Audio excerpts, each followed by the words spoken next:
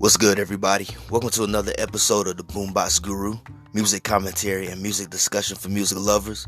I'm your host, LB, and we got a very good episode for you guys today. So if you don't want to miss out, tune in and keep it locked in.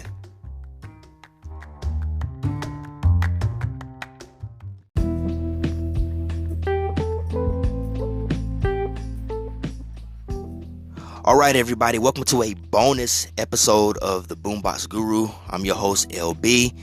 So I wanted to talk about the new songs that we got from Rob Zombie and System of a Down in the past few days. Now, as you know, for both bands, these have been the first songs that we have heard from them in years. Now, for Rob Zombie, it's only been 4 years since we got a new song from him.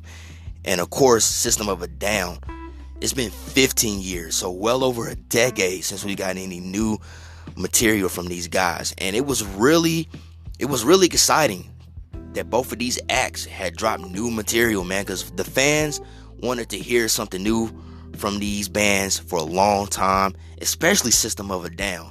You know, System of a Down haven't dropped a new song since their last album, which was back in 2005, 2006. You know, the band went on hiatus, reunited, started doing shows, and haven't put out any new material. You know, there's been some differences within the band that has kept that from happening, but they were able to put aside their differences and to release two new songs for a political awareness, something that they've always been passionate about, which is the Armenian genocide. And then Rob Zombie, the last new songs he put out was 4 years ago on his last album, which I'm not going to try to recite the title because it's too long to remember. But within those 4 years, he's mainly just focused on his film career, putting out some pretty interesting movies. You know, I haven't seen all of his movies that he's put out since then. I do want to see him, though, but he's been focusing more on his film career as opposed to his music career. And it was really cool to finally get a new song from him the day before Halloween, which is classic Zombie fashion. So I wanted to discuss these songs. I wanted to give like some really brief reviews on my thoughts and my perspectives. So if you don't want to miss out, stay tuned and keep it locked in. This is the Boombox Guru.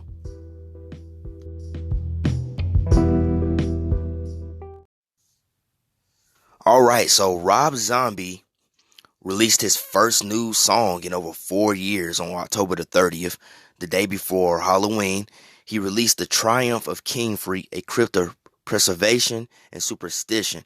And this song is going to be on his upcoming album called The Lunar Injection Kool-Aid Eclipse Conspiracy, which is due out March the 12th, 2021. So this is really exciting, man, because it's been a long time since we've actually got some new music for Rob Zombie. After his last album, he pretty much took a hiatus from music and focused more on filmmaking. He dropped some pretty cool films in between this time. So it's really good to finally get some new music from him. So this song, I think it's a really good song. I think it's really awesome. It's a very heavy track, so I feel that Rob is returning more back. He's coming more back into his form. He's getting back into his groove. And it's a very heavy track. It's got some deep groovy guitar riffs on it that are really heavy, and it's quite of an experimental song in some nature. Now, when I say experimental, I don't mean that it's so weird that it's not going to connect or resonate with the fans, but there's some interesting things that go on within the song that, in my opinion, make it very interesting. So one of the things is at the beginning of the song, the intro. The intro starts off somewhat mellow, this kind of experimental, psychedelic, tribal type feel, where it really sounds like a Middle Eastern song during the beginning of the song. It sounds like a Middle Eastern. Like when I hear that part in the song during the intro, it makes me think about Uncharted 3.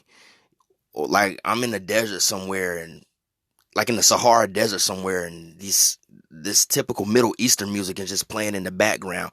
That's the way it sounds. It sounds like something akin to Middle Eastern culture. And then after that, it kicks into this heavy chorus, heavy verses where Zombie comes in with his signature vocals. Although I do like the vocal effects that he has on this song, because it sounds like Alien meets some type of demon style. It's a really cool vocal effect that he uses throughout the song. So after the chorus and he gets through the first few verses, or the first verse, the song breaks into this brief bridge where it breaks into like a experimental hip hop song. There's a DJ scratching and this dark, eerie, funky hip hop beat that comes into play. And it kind of reminds me of something that the Beastie Boys would have done, like back in the early 90s or maybe during that Paul's Boutique era. That's the kind of vibe that it gets me. So it has a kind of a hip hoppy, kind of rap rocky type flow to it, which I thought was pretty interesting. And then after this part, the song, it kicks back into this really slow, deep groove where the guitar riffs are much heavier, and then Zombie's vocals reemerge, and his vocals are slightly more heavier and aggressive. And it's a really cool part in the song. It's one of my favorites because most of you know that I'm a sucker for when rock and metal bands add like a really cool groove to their sound, and that's what this part does in a song. Then the song kicks back into its original flow, and the hook comes back in. And then the song ends with an interesting mid-tempo funky number. Like the band, they send the song off with this early 70s influenced funk style outro, which I thought was very interesting. But I think it's a solid first single. You know, I really like the fact that there's a lot of different musical styles that are being implemented into the song that makes it interesting and not very repetitive. And I think it's a solid return to form for Rob Zombie. You know, I'm really looking forward to hearing what other types of songs he's going to be releasing from this album, because this song is really interesting, man.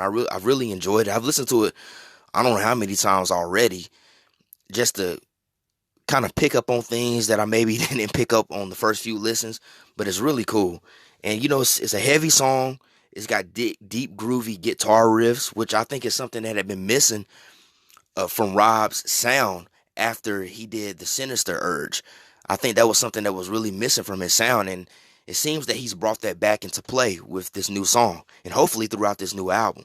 It's definitely a good first single that I think will introduce Rob Zombie quite well back into the rock and metal world. And I'm very excited to hear more songs and eventually the rest of this album once it's released, because I'm anticipating a lot more singles and definitely hearing the full album. And one of the reasons why I'm really anticipating hearing more from Rob Zombie when it comes to this new album is because a couple of years ago, or maybe 3 years ago, John 5, he did an interview with one of the big metal websites, and he went on to say that the new Rob Zombie album was going to be better than anything that White Zombie had ever put out. So I'm definitely eager to hear what else Rob Zombie is going to do, because those are some big words to stand by, saying that the new Rob Zombie album is going to be better than anything that White Zombie has ever put out. Maybe the early White Zombie from the 80s, you know, when they weren't such a great band. But as far as La Sexorcisto and Astro Creep, I don't know. You know, John 5, man, you got to stand by those words. I mean, this new album better be freaking awesome, man. I mean, now this first single, The Triumph of King Freak, is a good start. It's a good start, but I definitely want to hear more, because those are some big words to stand by. Because honestly, my personal opinion, I don't even think Rob Zombie's first two solo albums, as good as they are, I don't even think they hold up to Le Sexorcisto or Astro Creep. Hellbilly Deluxe came close. The Sinister Surge was good. It was good, but you know, the Sinister Urge, that album was good, but heck, it almost was kind of like a slight step below Hellbilly Deluxe, man. So those are some big words to live by. So I'm definitely anticipating hearing more music coming from this new album. And Rob has already put up pre-orders for the album. You can find them on his website, wherever. As soon as he dropped this single, he already put up pre-orders for the album, which is going to be out March the 12th, 2021. So I'm definitely going to be looking into checking that out. But yeah, I think King Freak is definitely a good start as far as reintroducing Rob back into the rock and metal world.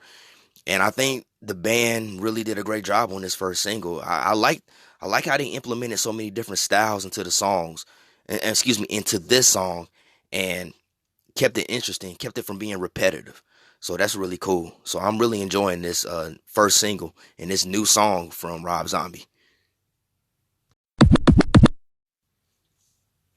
So, in a huge surprise, one of the greatest bands, one of the biggest bands ever, dropped two brand new songs. System of a Down dropped two new songs, and so many people just went haywire. Like, oh my goodness, System of a Down has dropped brand new music. And the reason why this is so exciting is because these are the first brand new songs that the band has actually released in over 15 years. They haven't released any new music since their last two albums, Mesmerize and Hypnotize. You know, the band went on a hiatus and the members started doing their own thing. They reunited somewhere around in the 2010s, started doing shows again. And ever since then, fans, including myself, have been wanting to hear a new record, some new music from the band. And of course, there's been highly publicized differences between the members, which is the why they haven't come together and put out new music. You know, it's well publicized, so I don't have to go into detail. But these gentlemen decided to put aside their differences in an effort to raise awareness about the Armenian genocide and some recent conflicts that have been taking place. So these two new songs were released in the effort to raise funds to help Armenian soldiers or whatever, help them to fight back, to defend their homeland, which I thought was really cool.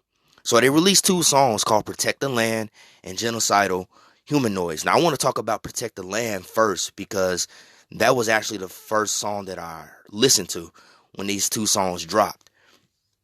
So this song is a mid-tempo type song, but it's heavy. It's a heavy hard rock and metal track. Lots of great riffs going on in there. This song is more melodic, I would say, but it's still heavy. The riffs really pack a great punch. And it has a very anthemic nature to it, more of like a call to action type message, especially when you watch the video. Because what I take from this song is that it's very inspiring, very inspirational and uplifting. And it seems to be one of these type of songs where they're definitely raising awareness, but it seems to be like a song for those who are out there on the front lines fighting to help defend their homeland. That's the vibe that I get from this song. It just has that very uplifting message. It's like a song that you would play when you're going into battle. It's that typical song that you're gonna hear. Well, not typical song, but it's that type of song that you would hear when you're ready to go into battle. It just motivates you and it gives you that confidence that you need to go out there and do the best you can and to come back a winner. That's the vibe that I get from this song. It's very inspirational. And if you watch the visual that goes along with the song, it really helps to bring out more of the message and what this band is trying to do. So I really dig that message that they're putting out there. And it has very nice melodic choruses and verses from both Serge and Darren. Now, I will say that on this particular track, Darren seems to be more in the lead and Serge seems to be more subdued in the background. And that was really one of my critiques about this song, was that I felt that we got too much Darren and not enough Serge. Serge is definitely on the song, but it's just more Darren. And of course, we find out later, the next day after these songs, that Darren actually wrote this song and the next one by himself, and that they were originally supposed to be Scars on Broadway songs. But even though Darren is more in the lead, I still think that there's a great chemistry between him and Serge. And they really pull it off well. I think they pull out the verses and the chorus quite well. And it really shows the chemistry, a great chemistry that both of them have when they're singing together. But like I said, the heavy, punchy guitar riffs and the very uplifting vibe that this song really gives the listener. Now, another critique I would say is that it is somewhat slightly repetitive. they do tend to repeat the line, protect the land over and over again, which I know it probably serves its purpose in them trying to ingrain that into the minds of those who are out there on the front lines trying to fight to protect the land. I understand that, but it kind of gets a little repetitive, and I think it does lack a bit of the energy that we've heard from previous songs from System of a Down of this type of caliber, because this isn't the first mid-tempo song that System of a Down has done. If you take a song like Aerials, for instance, on Toxicity, it kind of has that same type of range. But Aerials, there's an energy about that song that really gets you pumping. It really gets the blood flowing. It really gets you pumping. It really just makes you want to just lose it. Even though it's a mid-tempo song, there's an energy about that song that I feel Protect the Land really doesn't have necessarily, but it could have had that, and maybe it could have even been a better song, so to speak. But other than that, initially when I heard Protect the Land, I wasn't too crazy about it, but as I went back and listened to this song over and over again in an effort to review it, I'm actually starting to like it a lot more. Cause I really dig the message behind it. And also when you watch the video along with it, I think it just brings that message out even more. So I think this is probably, I'm going to go ahead and change my mind and say that Protect the Land is probably the better of the two songs.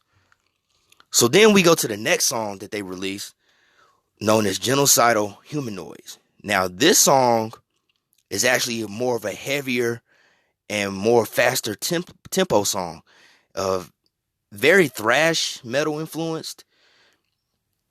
Some really a lot of blast beats are being used in this song, which is something I typically have never really heard a lot from System of a Down. Yeah, John DeMayan is really going crazy on the drums on this particular song. Some parts of the song have a kind of a death metal influence, and dare I say, kind of black metalish in some places. I know those. I know that's kind of some fighting words there, putting black metal in with System of a Down. I hope nobody attacks me with a hammer, but I'm just saying there's a part at the 1 minute and 10-second mark where John uses a blast beat technique where the drumming gets heavier and darker and the guitar riffs get really heavy and intense. And it sounds a lot similar to something that you were hearing like death metal or even black metal. Because at that part, I was expecting to hear like somebody come in with some really harsh, aggressive vocals that are akin to black metal. But hey, this is just my opinion. Music is subjective. So please, any black metal, death metal fans out there, don't attack me. But another thing I like about this song is that Surge is more prominent in the vocals. Although it's still mainly Darren that's leading the song, I would say that him and Surge are more on a equal standing as far as them singing together. Because that, like I said, that was one of my my critiques about Protect the Land, was that it was too much of Darren and not enough Surge. But here, even though Darren is still clearly leading because he wrote this song and the previous one by himself, Surge is more prominent. And they're almost on the equal standing when it comes to that approach in the vocal department. And again, this is another song going along with them trying to raise awareness about this recent conflict that is happening in Armenia, between Armenia and Turkey.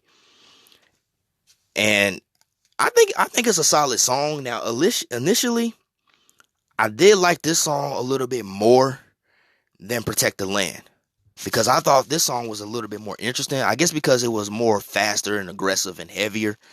And I felt that it represented more of an energy that Protect the Land didn't have.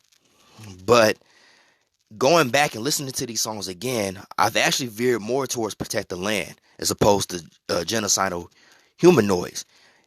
And one thing that I think that made me do that is because, even though I like this song somewhat better because Surge is more equally with Darren in the vocal department, I think there's some parts in the song where vocally it really doesn't match up with the song, with the aggression that the song is coming off with. That's my one, well, not my one critique, but it's just one of my critiques of the song. Yeah, and I feel like they kind of just lose it a little bit in that department. I think that vocally, or Protect the Land was somewhat better. I think they somewhat had it more together in that department on Protect the Land than they do on this one. And pertaining to that again, I thought it would have been really cool if Surge had to use some more like of his aggressive vocals. Cause I don't know if you guys have ever heard Surge go really harsh and guttural on some songs. If you haven't, go check out a song called Prison Song of Toxicity. During like the chorus parts, he used like these deep guttural growls on some of the parts on the chorus of that song. And I thought it would have been really cool to hear Surge maybe get a little bit more aggressive with his vocal approach on this song. Cause like after that one part where John DeMayan does those insane kind of blast beats and the song gets really heavier and aggressive, like Surge and Darren come back in on the track, and I don't know, vocally it just doesn't really match up with what was happening in the song sonically. It just didn't really match up. But as I would say, I think these two new songs I think they're solid. I think Protect the Land and Genocidal Humanoids are solid songs. Do I think they're going to be the greatest System of a Down songs ever? No. Don't get me wrong. To each his own. Everybody's entitled to their opinion. Music is subjective. But I think these songs are good for the purpose that they serve, which is to bring awareness to a political issue that is happening. I think they serve their purpose well. But I will say that Genocidal Humanoids has a bit of that energy that Protect the Land kind of lacked in some places. But vocally, I think Protect the Land was more on point than Genocidal Humanoids. I just felt like Darren and Surge had it more together on Protect the Land vocally, although I would have liked to have heard Surge more on Protect the Land, because I feel like that type of song was more in line in Surge's lane, in my opinion. I think Protect the Land was more Surge's lane, because he has a great voice vocally, wide range vocalist. But I'm really glad that the band were able to put aside their differences and was able to come together and put out two new songs, even though both songs were written by Darren himself and were originally supposed to be Scars on Broadway. I just think it's cool that they were able to come together and put aside their political differences or whatever is going on, and they came together for a great cause. And who knows, maybe these two new songs may inspire these guys to get back together and write new music together and put out new material and possibly a new album. We don't know. We can only hope.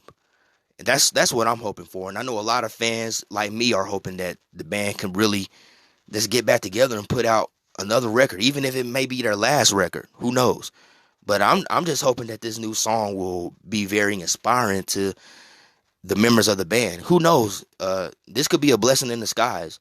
And they decide, like, hey, why don't we just get back together? Let's start writing together, and let's just give the fans maybe not give the fans what they want, but like, hey, let's just make music together again, put out some new music. So I think it's really cool that these guys put out two new songs after 15 years. But for right now, I'm just taking it for what it is. They wanted to put out new music to bring awareness to a political issue. So I don't think neither one of these songs are going to go down in history as some of the greatest System of a Down songs. Maybe Protect the Land could. But for the most part, I think these songs serve their purpose for what they wanted to do.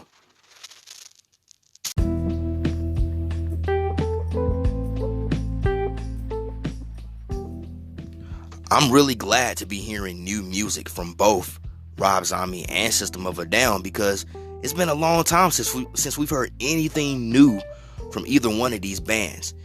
And I will be honest, I'm more excited about Rob Zombie because as of now, we know that we're going to get a new album from him.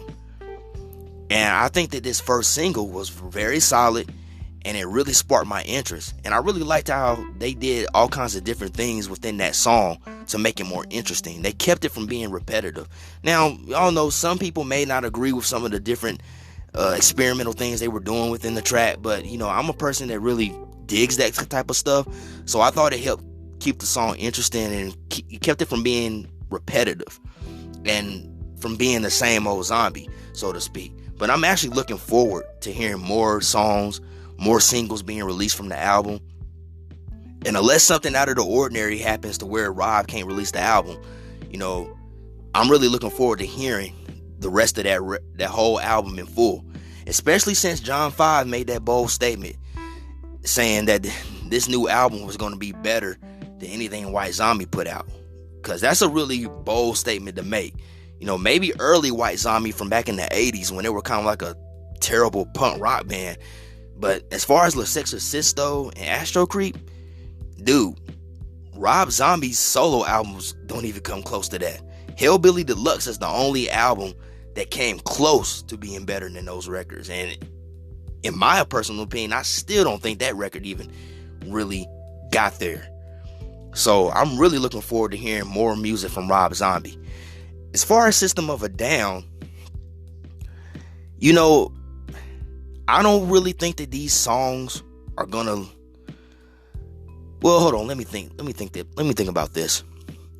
I think as of right now, these new songs that System of a Down released, they were really released for a political effort. It was, these guys came together because of something that they've been passionate about since their inception, which is the Armenian genocide. And there's something serious happening right now. And these gentlemen wanted to come together, and they wanted to bring awareness and raise funds to help those that are trying to defend their homeland.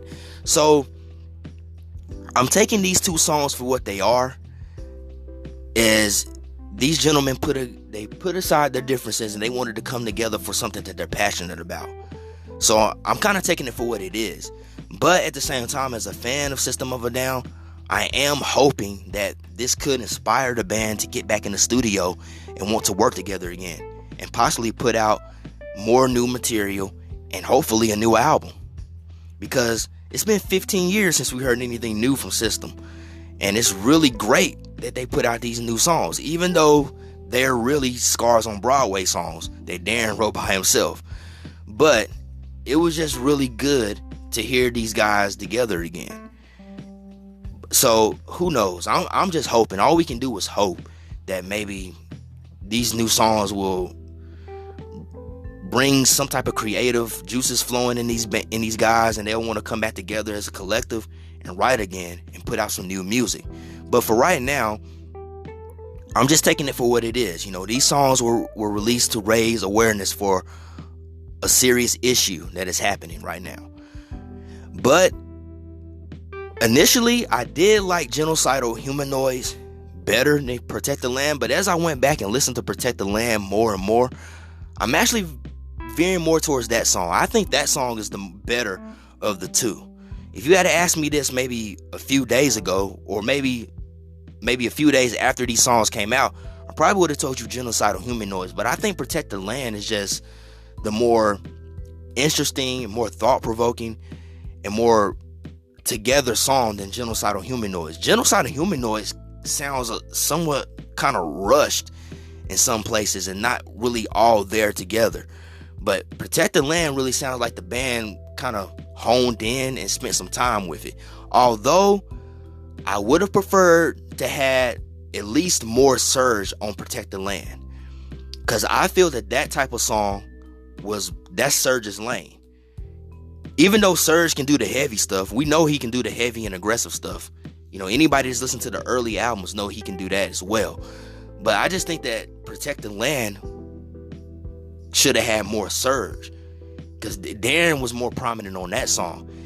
Genocidal Humanoids, I would say him and Surge were both at equal standing. But I think that would have been more better if Darren had maybe took more of the lead on that track. I think they should just reverse like the vocal approaches on the songs. But other than that, man, I think there's some pretty dope songs. I think they're solid, and they serve their purpose for what they were intended for. So we can only just hope that System of a Down will come out with some more music, and I'm hoping that this is maybe a blessing in disguise, and they will want to put out more music because they're a great band. And it was really cool to see that they put aside their differences to come together for such a serious cause that they've been passionate about. So, kudos to them. But it's really good just to hear new music from both of these acts because it's been a long time since you heard anything. And, it just makes me want to look forward to more from these bands.